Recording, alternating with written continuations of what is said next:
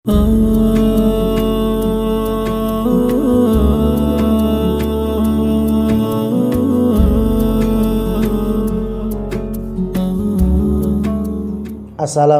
warahmatullahi wabarakatuh. Alhamdulillahirabbil alamin wassalatu wassalamu ala asyrafil anbiya wal mursalin sayyidina wa maulana Muhammadin wa ala alihi wa sahbihi ajmain.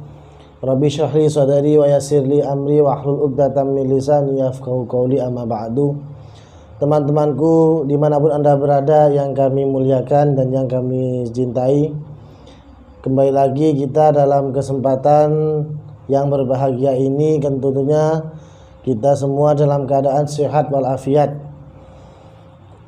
Teman-temanku yang dirahmati Allah Subhanahu wa taala, alhamdulillah kita sudah berada di akhir-akhir bulan Shafar, di mana pada penjelasan yang lalu kami menjelaskan tentang bala yang Allah turunkan semua pada hari terakhir dari bulan Shafar.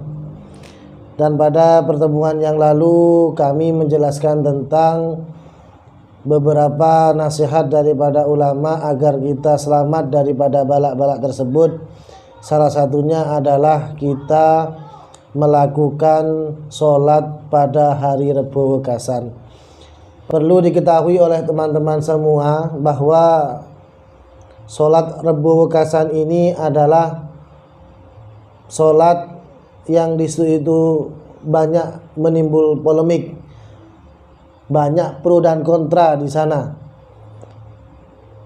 Karena sholat Rebo Wekasan ini tidak ada dalil secara khusus yang menjelaskan atau yang memerintah untuk melakukan sholat Rebo Wekasan tersebut. Ada yang mengatakan boleh dilakukan sholat Rebo Wekasan dan juga ada yang tidak membolehkannya. Namun perbedaan ini jangan kita anggap ini suatu permasalahan, karena sebenarnya ini masalah ijtihadiyah. Masalah ijtihadiyah yang mana ini ada ta'arud antara bainal mujizin wal maniin, antara orang-orang yang di situ itu melegalkan sholat Rebo Wekasan dan antara orang yang melarang sholat Rebo Wekasan. Karena memang di situ itu Rebo Wekasan ini tidak ada nas khusus yang menjelaskan tentang disunnatkannya melakukan sholat Rebo Wekasan. Oleh karena itu, dalam melakukan sholat Rebo Wekasan maka tidak boleh secara khusus kita niat sholat Rebo Wekasan. Tidak boleh kita langsung secara khusus sholat Rebo Wekasan, karena memang tidak ada dalil khusus yang menjelaskannya. Seperti dalam kaidah al-ibadah, dalam masalah kita ini adalah sholat, al-ibadah idza lam tutlab lam tanakid. Satu ibadah yang mana di sana tidak ada anjuran, maka lam tanakid, tidak sah untuk melakukannya. Jadi karena Rebo Wekasan ini merupakan sholat yang tidak ada dalil khusus yang mensunnahkan sholat Rebo Wekasan seperti dalam kaidah tadi, maka lam tanakid, tidak sah kita itu melakukan sholat Rebo Wekasan biniyatin maksusatin Rebo Wekasan, dengan niat secara khusus sholat Rebo Wekasan. Kami kutip penjelasan yang berkaitan dengan hal ini dalam kitab Kanzun Najah wa Surur fil Ad'iyah allati tushrahus sudur, karangan dari kita Al-Mudarris dan Imam fi Masjidil Haram Syekh Al-Khatib Al-Bali Abdul Hamid Muhammad Ali bin Abdul Qadir Qudusi Al-Makki Al-Asyafi'i, bahwa dalam kitab Kanzun Najah dijelaskan halaman 23 tambihun. Ini Qala al-Allamah Asy-Syaikh Zainuddin tilmid Ibnu Hajar Al-Makki. Imam Syekh Zainuddin Al-Malibari, ini beliau adalah pengarang kitab Fathul Mu'in. Tilmidzu Ibnu Hajar, murid daripada Imam Ibnu Hajar Al-Makki. Syekh Zainuddin Al-Malibari merupakan murid daripada Imam Ibnu Hajar, mengatakan dalam kitabnya Irsyadil Ibad, dalam kitab Irsyadil Ibad, ka ghairihi min ulama madhab, seperti ulama-ulama lain juga mengatakan hal yang sama dengan Syekh Zainuddin Al-Malibari dari ulama-ulama madhabul Imam Asy-Syafi'i.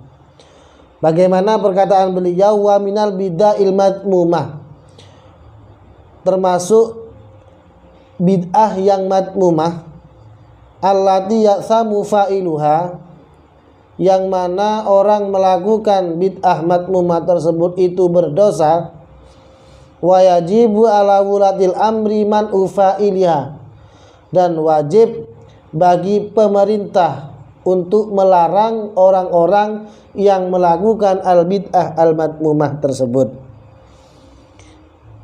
Apa sebagian daripada al-bid'ah al-madmumah? Sholatul raghaib, yaitu sholat raghaib isnata asyrota rakaatan, yaitu 12 rakaat bainal isya'aini lailata awali jum'atin min rojabah, yang dilakukan di antara maghrib dan isya pada malam Jumat pertama dari bulan Rajab. Ini masuk kategori al-bidah al-madmumah. Dilakukan 12 rakaat antara sholat maghrib dan isya pada malam Jumat pertama dari bulan Rajab. Yang kedua, wa sholatu lailin nisfi min sya'bana mi'ata raka'atin, sholat pada separuh dari bulan Sya'ban sebanyak 100 rakaat. Ini juga termasuk al-bidah al-madmumah. Wa sholatu akhiri jum'atin min ramadana sab'a asyrota raka'atan, dan sholat pada Jumat terakhir dari bulan Ramadan sebanyak 17 rakaat. Nah, sholat tadi itu biniyati qodoi sholawatil khamsi allati lam yakdiha, dengan niat mengkodoi sholat-sholat 5 waktu yang telah ditinggalkan dan belum sempat untuk dikodoi. Jadi sholat raghaib pada malam Jumat pertama di bulan Rajab, sholat Lailatul Nisfi Sya'ban sebanyak 100 rakaat, sholat Jumat terakhir pada bulan Ramadan sebanyak 17 rakaat, dilakukan kalau dengan niat qodoi sholawat, dengan niat mengkodoi sholat yang ditinggalkannya dan belum sempat dikodoinya. Wa sholatu yaumi asyura, dan sholat hari Asyura, rakaataini au arba'a rakaatin au aksara, dengan dilakukan 2 rakaat atau 4 rakaat atau lebih banyak. Wa sholatul usbu'i, dan sholat usbu'. Nah, amma ahadithuha famaudu'atun batilatun wala taghtarra biman dzakaraha intaha. Adapun hadis-hadis yang menjelaskan terhadap sholat-sholat yang telah kami sebutkan tadi, hadisnya maudhu dan batal. Wala taghtar biman dzakaraha, dan kita tidak boleh tertipu dengan orang-orang yang menjelaskannya tersebut. Memang di sini ada berkhilafan.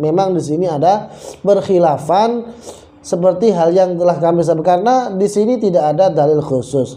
Lalu mahalus syahidnya di sini paragraf keduanya dijelaskan kultu. Nah, kultu ini bukan perkataan daripada Imam Syekh Zainuddin Al-Malibari, tapi kultu ini adalah merupakan perkataan daripada pengarang kitab Kanzun Najah wa Surur, Syekh Abdul Hamid Muhammad Ali bin Abdul Qadir Qudsi Al-Makki Asy-Syafi'i. Beliau berkata, wa misluhu sholatu sofar, dan sama dengan yang lain tadi itu yang telah kami sebutkan tadi itu adalah sholat sofar, yaitu sholat pada hari Rebu Wekasan. Ini juga termasuk hadis-hadisnya juga tidak ada kejelasan. Karena memang ini kami jelaskan ulang, ini masalah ijtihadiyah, yang mana kalau ini masalah ijtihadiyah rentan sekali terdapat suatu berkhilafan. Maka antara berkhilafan ini antara orang yang melakukan dan orang yang melarang, maka ini kita harus saling menghormati.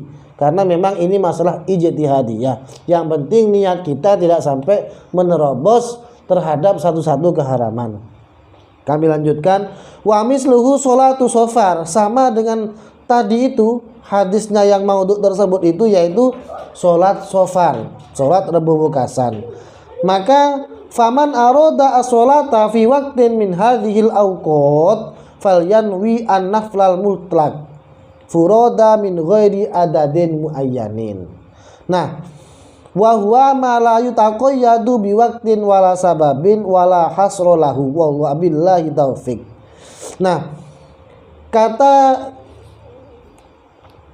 Imam Abdul Hamid bin Muhammad Ali bin Abdul Qadir Qudsi Al-Makki Asy-Syafi'i, maka barang siapa yang ingin melakukan sholat-sholat yang telah kami sebutkan tadi itu, melakukan sholat pada waktu dari beberapa waktu yang telah kami sebutkan tadi itu, maka hendaknya falyanwi an-naflal mutlaq, maka hendaknya berniat melakukan sholat sunnah mutlak furoda, dengan melakukan secara sendirian min ghairi adadin muayyanin, tanpa ada hitungan yang ditentukan.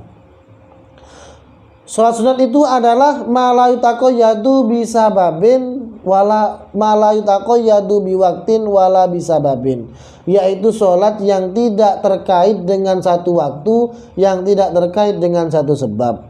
Wala hasrolahu, dan sholat mutlak itu tidak ada batasan, baik itu dilakukan beberapa rakaat pun tidak ada batasannya. Maka disarankan oleh Al-Imam Abdul Hamid pengarang kitab Kanzun Najah tersebut untuk niat sholat sunat mutlak secara sendirian, maka boleh.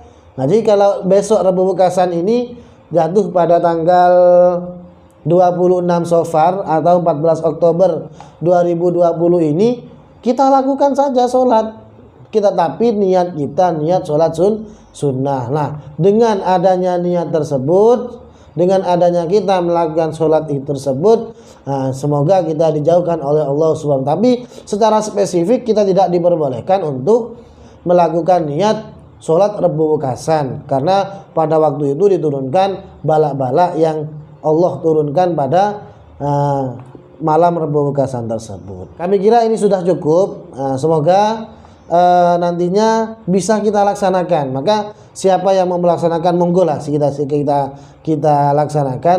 Maka siapa yang tidak ingin melaksanakan ya tidak, tapi setidaknya kita harus saling menghormati di antara perbedaan-perbedaan tersebut.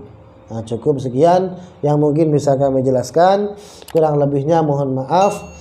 Wabillahi taufiq wal hidayah wa ridha wal inayah. Wassalamualaikum warahmatullahi wabarakatuh.